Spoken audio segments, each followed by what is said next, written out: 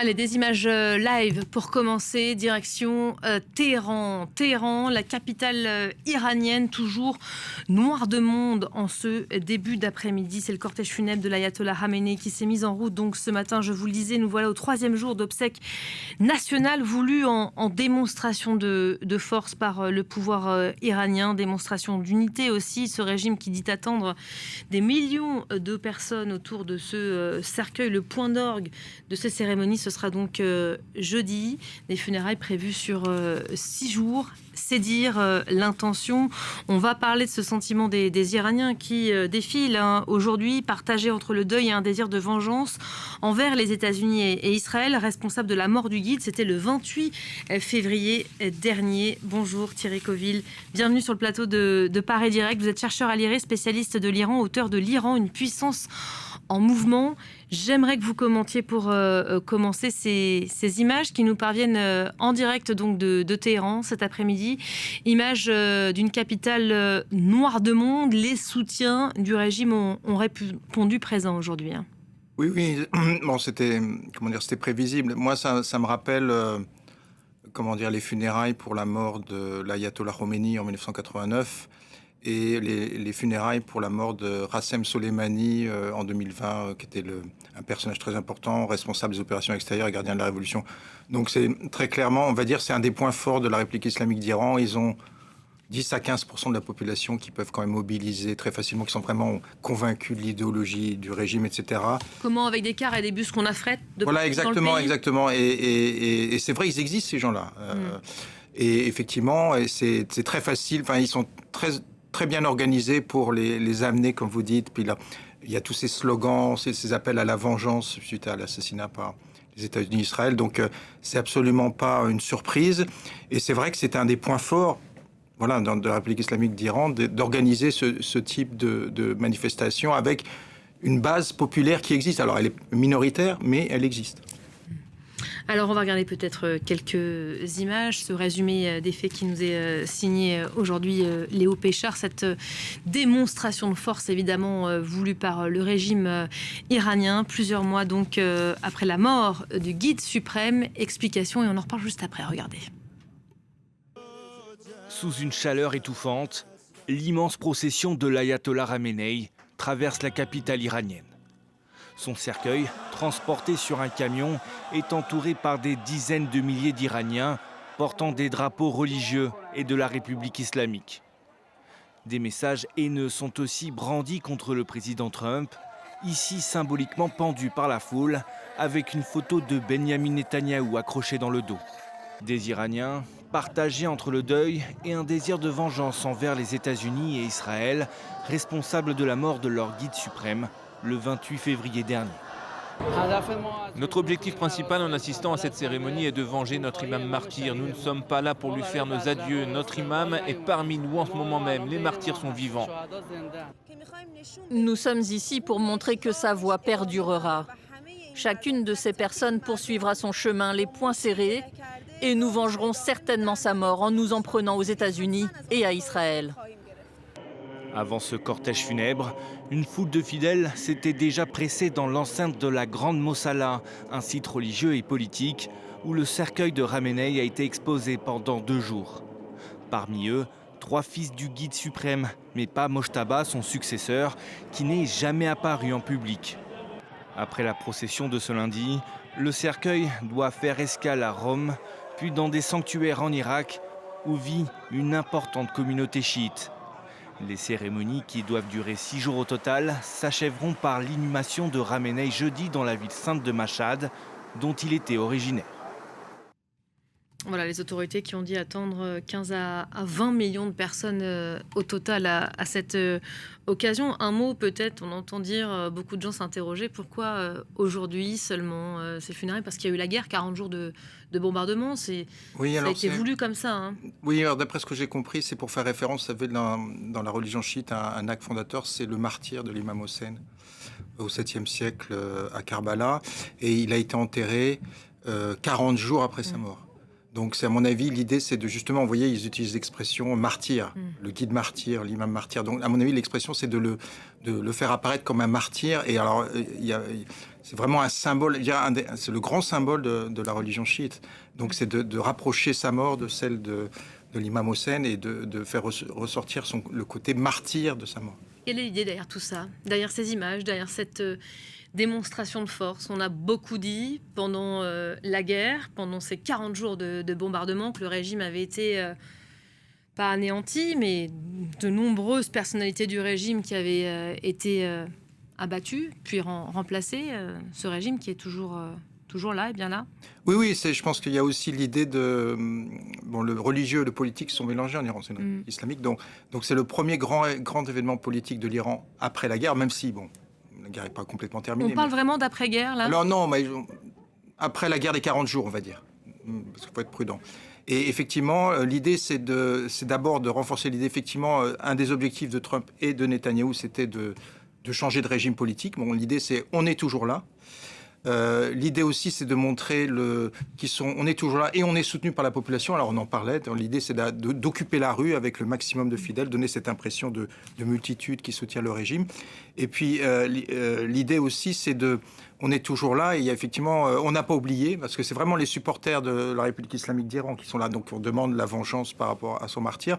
Puis, l'idée aussi de montrer, il y a quand même des tensions actuellement en Iran, de montrer l'Iran ne parle que d'une voix. Mais l'image d'unité qui est très importante pour le régime en ce moment. Hein. Tout à fait. Donc c'était une des grandes interrogations qu'on avait après la mort d'Ali Khamenei, c'est est-ce que le système va être capable de maintenir cette unité. Alors même si il y a un nouveau guide suprême, donc qui est le fils de Ali Khamenei, Mojtaba Khamenei. Il a sans doute pas l'autorité de son... Qui n'est pas là, qu'on ne voit pas, qu'on n'aperçoit toujours pas. C'est pas un sujet, ça? Si, c'est un sujet, mais disons, ce que j'entends dire, il y a à la fois, on ne sait pas, on a dit qu'il avait été touché... blessé, on l'a dit à plusieurs reprises. Mais je pense aussi, un élément important, c'est les raisons de sécurité. Je pense que, vous savez, un des enjeux, c'est quand même juste après sa nomination, je crois qu'Israël n'a pas caché qu'il voulait l'assassiner. Donc il y a très clairement l'idée il y a des conditions de sécurité pour éviter son assassinat. Mais ce que je voulais dire par là, c'est qu'on sait qu'il y a différents courants dans la République islamique d'Iran. Et l'idée, c'est qu'ils maintiennent et c'est très important on a parlé de... Comment dire que la République islamique d'Iran veut montrer qu'elle est toujours debout, mais qu'elle parle que d'une voix. Et donc là, effectivement, il y a l'idée que, voilà, on a un seul message qui est effectivement là plutôt la vengeance et la célébration, quelque part, de la République islamique d'Iran. J'ai lu notamment que l'ancien président Mahmoud Ahmadinejad, qui entretenait des relations difficiles avec Khamenei, avait participé au défilé. Ça confirme ce que vous êtes en train de dire. Ah oui, alors avec des bémols, parce que j'ai entendu dire aussi que l'ancien président Rouhani, je ne crois pas qu'il était invité non plus. Il faudrait vérifier. Donc c'est ça. Disons, l'apparence est importante, vous savez, regardez Trump et... Notre rôle à nous, c'est d'aller dans le détail, justement, et de voir au final c'est important. Donc l'idée, c'est de montrer qu'il y a une cohésion, une cohérence, alors qu'on sait que c'est pas vrai. On sait qu'il y a différents courants dans la République islamique d'Iran qui ont différentes visions notamment qu'est-ce que devraient être les relations avec les États-Unis, puisque ceux qui sont dans la rue, ils demandent, par exemple, la vengeance par rapport à Trump, alors que on sait que l'Iran est officiellement, depuis la signature du protocole d'accord, en train de négocier avec les États-Unis. Donc on voit très bien qu'il y a des tensions en interne, même s'il ne faut pas les exagérer. Mais je veux dire, aujourd'hui, c'est tellement important, vous voyez, ce type d'événement. Je pense que le message principal, c'est vraiment la République islamique est toujours là. Elle est soutenue par sa population. Et effectivement, elle ne parle que d'une voix. On va entendre dans quelques instants quelques réactions qui ont été recueillies par Abdallah Malkawi. On attend de le retrouver en direct donc de ce cortège.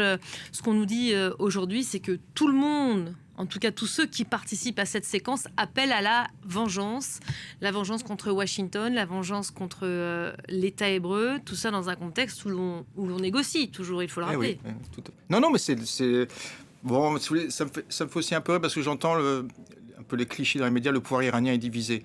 Comme si le pouvoir israélien, le pouvoir américain, ils n'étaient pas divisés. Donc, il y a différents courants en Iran. Et ce courant qu'on voit dans la rue, il a été important parce que, je veux dire, il a soutenu quand même la guerre.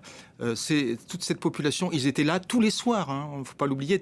La République islamique d'Iran voulait faire oublier les manifestations de janvier. Donc, ses partisans vraiment occupaient la place tous les soirs.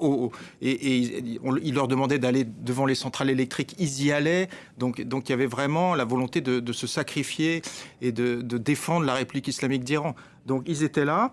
Je pense qu'ils sont effectivement, le discours officiel de ce courant, politiquement, ils sont représentés par ce qu'on appelle les Poïdor, qui c'est un groupe présent au Parlement. Ils sont quasiment contre les négociations avec les États-Unis. Ils veulent qu'on ne parle pas du nucléaire. Et certains disent pourquoi on a arrêté la guerre trop tôt. Donc pour vous dire dans quel état d'esprit ils sont.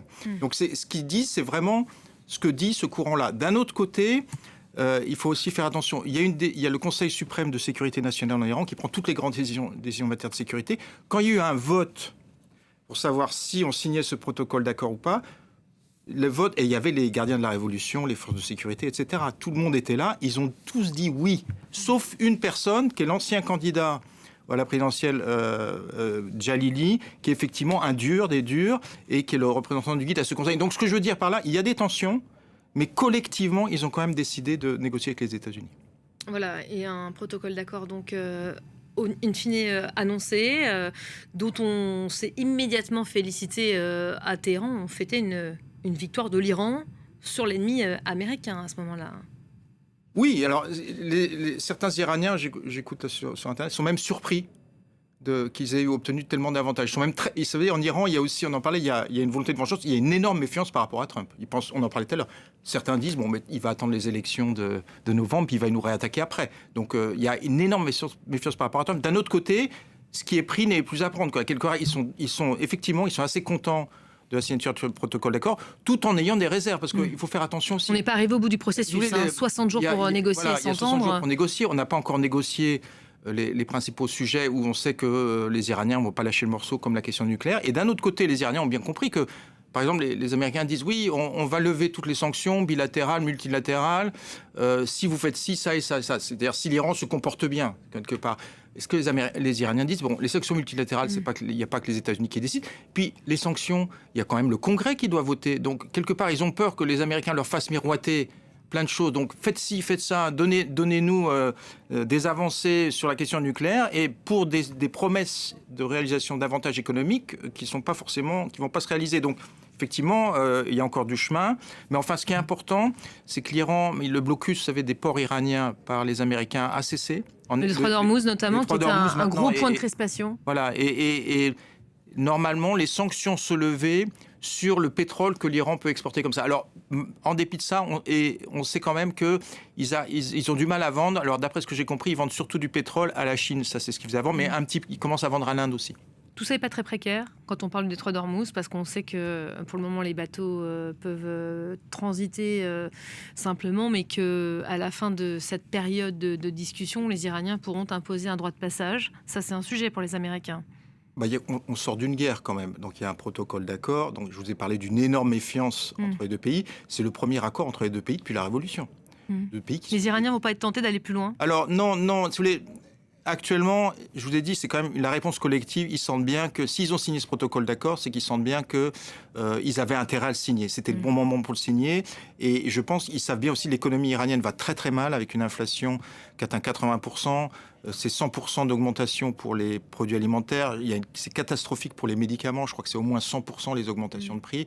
Donc il y a des vrais problèmes économiques. Donc même les durs, on va dire les durs pragmatiques qui gouvernent l'Iran, comme par exemple les gardiens de la révolution, ont bien compris que la population, il faut bien qu'elle souffle économiquement. Donc je pense qu'ils veulent vraiment négocier. D'un autre côté, vous avez tout à fait raison, ils ont bien compris aussi que dans leurs avantages, il y a la gestion du détroit d'Ormuz. Ça, ils l'ont bien compris. Il y a une tentation qui est grande pour eux. Si vous voulez, il y a 14 points qui ont été signés. Très clairement, les Iraniens, s'ils voient qu'il y a certains points qui n'avancent pas, on a vu la question du Liban qui est quand même intégrée dans ces 14 points. On peut leur faire confiance pour pas vraiment reprendre le contrôle des détroit d'Ormuz, mais montrer que ça reste dans leur contrôle. Donc, alors que du côté américain, ils aimeraient bien que cette question soit réglée pour passer à d'autres questions comme la question nucléaire. On va retourner à l'actualité, à ce qui nous anime et nous réunit ici aujourd'hui. Image toujours en direct de Téhéran. On est en direct avec, alors non pas Amar, pardonnez-moi, Abdallah tout à l'heure, Abdallah Malkaoui, qui est notre envoyé spécial pour couvrir au plus près cette procession. Bonjour Abdallah, vous vous trouvez donc au cœur de la procession, aux abords de la place de la Liberté qu'on a aperçue en image il y a quelques instants. Téhéran, noir de monde pour cette troisième journée de funérailles. Vous nous confirmez comment ça se passe déjà? Quel est le climat qui règne? où il y a alors une marée humaine ici dans les rues de Téhéran. L'itinéraire qui devait prendre ce cortège funèbre a été changé plusieurs fois à cause de la foule qui est descendue dans les rues. Mais finalement, le cortège est passé il y a quelques minutes seulement ici derrière nous, près de la place de la Liberté. Les autorités disent que le cortège funèbre a débuté, contrairement à ce qui a été annoncé. Il devait débuter à la place de l'imam Hossein. Il a débuté dans un siège de Basij, ici, pas loin de la place Liberté. Il a continué à traverser cette rue avec tous ces gens-là qui n'étaient pas au courant que le cortège va passer par là. Certes, parce qu'il y a des centaines de milliers de personnes. Les autorités attendent entre 15 et 20 millions de personnes 3 jours à Téhéran, mais aussi à Qom, à Najaf et Karbala en Irak et à Mashhad, l'étape finale de ces cérémonies. Donc le cortège a traversé cette rue. Ensuite, il va aller jusqu'à l'aéroport de Marabad, ici aux alentours de la place de la Liberté, pour être transféré le corps de la dépouille de guide suprême Ali Khamenei, mais aussi sa fille, sa petite fille, son beau-frère et sa belle-sœur, la femme du nouveau guide suprême Mojtaba Khamenei. Ils vont être transférés depuis l'aéroport de Marabad vers la ville, la capitale religieuse de l'Iran, comme demain, pour continuer ces cérémonies avant d'être transférés en Irak. Abdallah, je vous interrogeais sur le climat qui règne dans ce cortège. Comment est-ce que les Iraniens appréhendent la suite? On a évoqué ce régime modelé, modifié. Plusieurs têtes sont tombées, immédiatement remplacées. Comment est-ce que, en tant qu'Iraniens qui manifestent aujourd'hui, qui se rassemblent, on envisage les mois à venir? Le message premier et les slogans qui secondent ici dans les rues de Téhéran, c'est vengeance. Tout le monde ici, et on rappelle que cela, c'est les fervents soutiens du régime iranien. Ils demandent vengeance pour la mort, pour l'assassinat de leur guide suprême. Mais lorsqu'on a aussi posé la question si le nouveau guide suprême venait à être assassiné, ils ont dit eh bien, on va continuer derrière nos leaders, derrière cette avancée iranienne, et nous ne reculons pas face aux États-Unis et aux Israéliens. Nous avons rencontré quelques-uns dans les rues de Téhéran. Je vous propose de les écouter. Monsieur Mojtaba poursuivra la voie de son père et nous sommes confiants et rassurés. Nous deviendrons parmi les meilleurs pays du monde sur les plans économiques, politiques et militaires. Bien sûr, tout le monde aspire à une vie décente, à ce que nous nous développions et atteignions nos objectifs. La guerre n'a jamais été un choix pour nous. Nous n'avons jamais commencé de guerre. Nous ne cherchons pas la guerre, mais nous la maîtrisons. Notre premier choix est la paix. Mais si l'on nous y contraint, nous nous battrons. Monsieur Mojtaba poursuivra la voie de son père, si Dieu le veut, et l'Iran prospérera de plus en plus.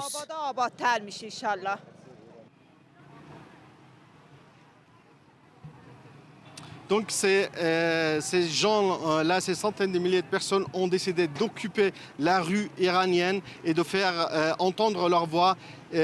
Bien sûr, il y a d'autres voix qui opposent le régime, il y a des voix qui espèrent le changement, mais leur voix n'est pas le plus haut aujourd'hui. Aujourd'hui, ces gens-là, ils descendent dans les rues, ils occupent les rues pour faire entendre leur voix et pour dire qu'ils sont derrière leur régime et qu'ils envoient un message assez fort aux Américains, au monde entier, qui ne lâcheront pas leur régime et que le changement ne viendra qu'avec les conditions que leur régime imposera sur la table des négociations. Merci Abdallah Malkawi, en direct donc de Téhéran pour France 24. Thierry Coville, c'est intéressant, là on entend une partie des Iraniens s'exprimer aujourd'hui. Quid des autres voix, cette opposition iranienne pour laquelle, au départ, on s'en souvient, Donald Trump est parti en guerre.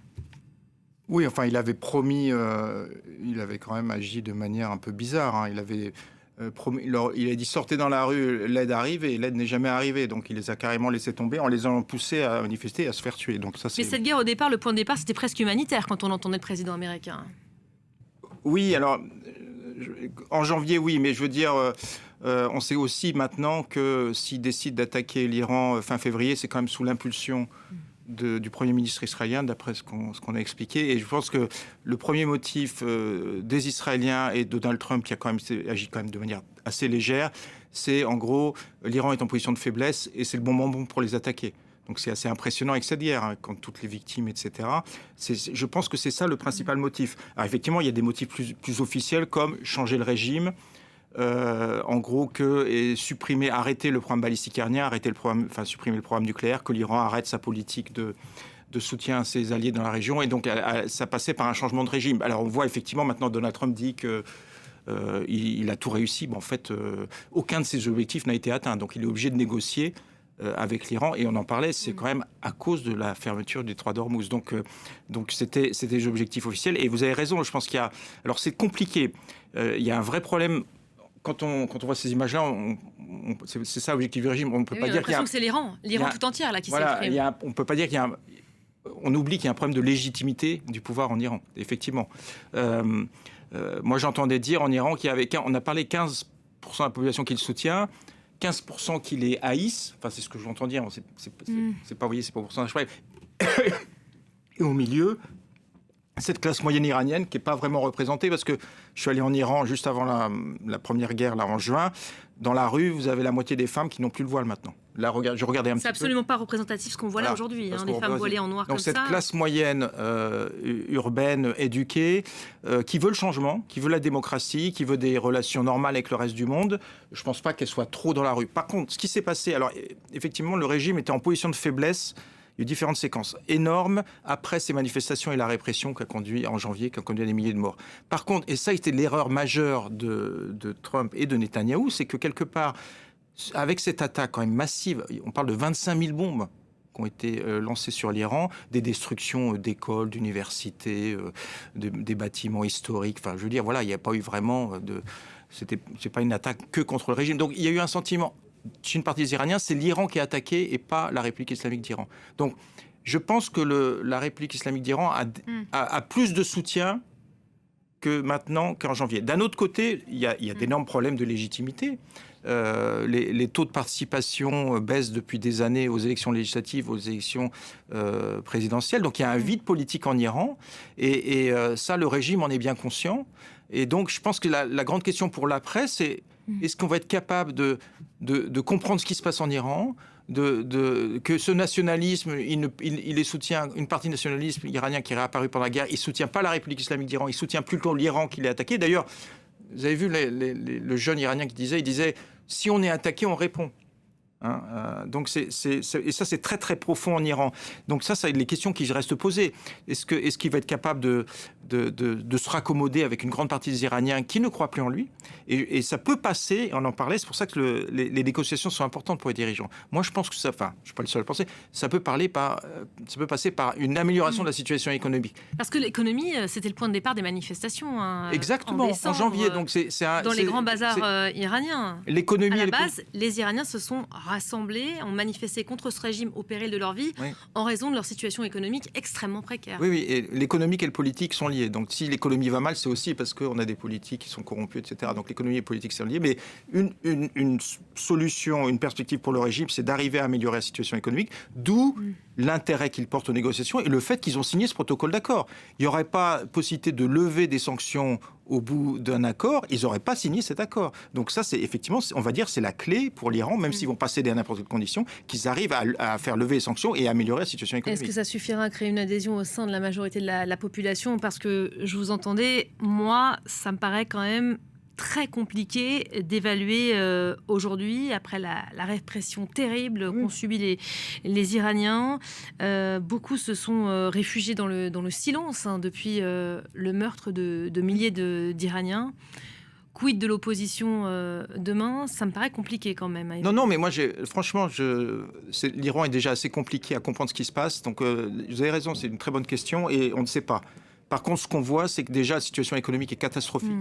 Donc, l'idée, à mon avis, des autorités, ils connaissent tout ça. Ils savent qu'ils ont un problème de légitimité, ils le savent bien. Mais l'idée, c'est quand même d'arriver à une amélioration de la situation économique. Est-ce qu'il faut voir qui gouverne l'Iran actuellement? C'est pas des gens qui sont pro-démocratie. Je veux dire, vous avez 3 groupes qui gouvernent l'Iran. On en a parlé. Les gardiens de la révolution, qui ont un rôle politique plus important qu'avant. Vous avez plutôt les modérés, on va dire pragmatiques, comme le chef du Parlement, Bralibov, et le président Pezeshkian. Et vous avez ce groupe dont on a parlé des durs, eux qui veulent pas de négociation avec les États-Unis, qu'on appelle Poydor, qui viennent plutôt du Parlement. Donc, je ne crois pas qu'il faut attendre de ces groupes. Vous voyez, ils ne sont pas des grands partisans de la démocratie. D'un autre côté, ils comprennent bien, ils sont pragmatiques. Donc déjà, c'est de régler la question économique. Bon, je dirais que pour l'instant, je suis d'accord avec vous, je vois mal des grandes réformes, comme ça avait été promis avec les réformateurs, qui ouvriraient le système politique. Je pense que d'abord, ils vont se concentrer sur l'économie. On verra ce que donne évidemment la suite après cette procession qui est censée s'achever. Donc jeudi, ce sera le point d'orgue de ces funérailles. Merci beaucoup Thierry Coville d'avoir été l'invité de l'info du jour. Restez avec nous parce que Paris Direct revient dans quelques instants pour votre rendez-vous derrière l'image. À tout de suite.